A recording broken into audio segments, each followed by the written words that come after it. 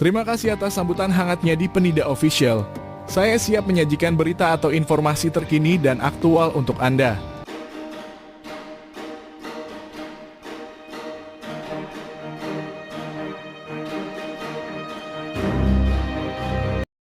Isyarat pemangkasan subsidi energi oleh pemerintah Jokowi tidak secara eksklusif terkait dengan program makan siang gratis yang diusulkan oleh Presiden terpilih Prabowo Subianto. Meskipun program tersebut dapat menjadi salah satu faktor pertimbangan, keputusan pemangkasan subsidi energi biasanya didasarkan pada pertimbangan fiskal dan ekonomi yang lebih luas. Dalam kerangka ekonomi makro dan pokok-pokok kebijakan fiskal dalam kurung KMPPKF 2025, pemerintah Jokowi menyatakan rencananya untuk mengevaluasi subsidi energi termasuk listrik dan BBM.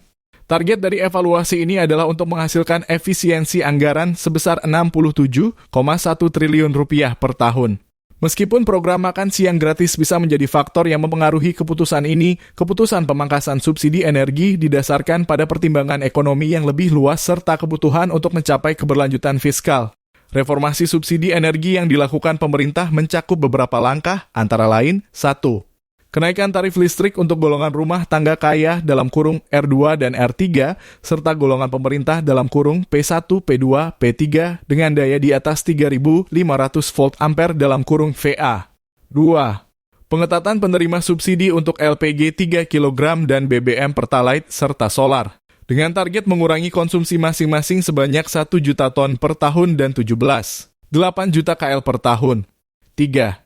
Realisasi penyaluran subsidi APBN selama Januari-April 2024 sebesar 51,8 triliun rupiah, turun 16,4% dibandingkan periode yang sama tahun sebelumnya, terutama karena berkurangnya subsidi energi terutama dari BBM. Langkah-langkah ini diambil untuk mengendalikan belanja subsidi energi dan mencapai efisiensi anggaran yang ditargetkan pemerintah. Dari realisasi total subsidi sebesar 51,8 triliun rupiah selama 4 bulan, sekitar 42,4 triliun rupiah merupakan penyaluran subsidi energi, sementara subsidi non-energi sebesar 9,4 triliun rupiah. Sri Mulyani menyatakan bahwa meskipun ada penurunan belanja subsidi dari 62 triliun rupiah menjadi 51 rupiah, 8 triliun. Rencana evaluasi atau pemangkasan subsidi energi masih dalam skala besar dan akan dibahas lebih lanjut dengan DPR.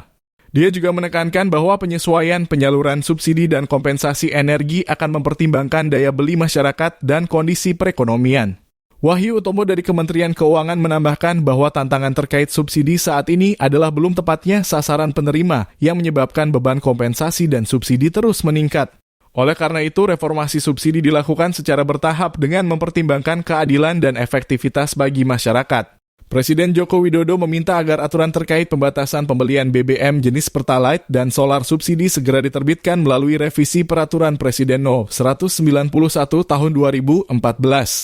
Revisi tersebut sedang dibahas secara intensif sesuai arahan Presiden untuk segera diterbitkan. Jokowi juga menegaskan bahwa keputusan terkait subsidi BBM akan mempertimbangkan kondisi keuangan negara, harga minyak, dan dampaknya pada masyarakat. Segala kebijakan akan diambil setelah pertimbangan matang karena berpotensi memengaruhi banyak aspek kehidupan masyarakat. Rencana pembiayaan program makan siang gratis dan evaluasi subsidi energi telah digaungkan sejak tahun lalu oleh kubu calon presiden nomor urut 2 Prabowo Subianto. Wakil Ketua Tim Kampanye Nasional dalam kurung TKN Prabowo Gibran, Edi Suparno, menyampaikan bahwa program tersebut akan dibiayai melalui evaluasi subsidi energi yang tidak dibutuhkan.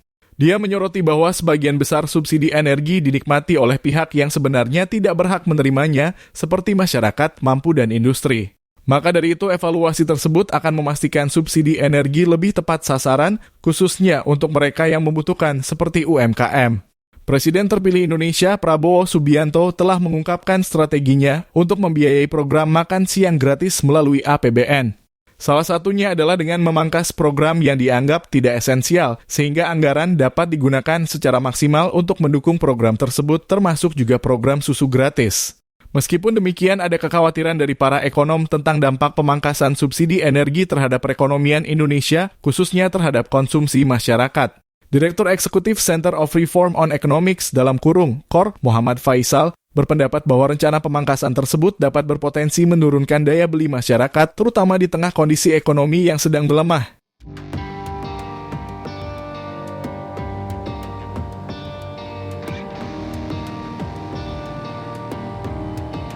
Sekian berita yang dapat kami sampaikan hari ini. Sampai jumpa pada waktu berikutnya dan berita selanjutnya. Jangan ragu untuk subscribe dan memberikan komentar. Salam dari Penida Official.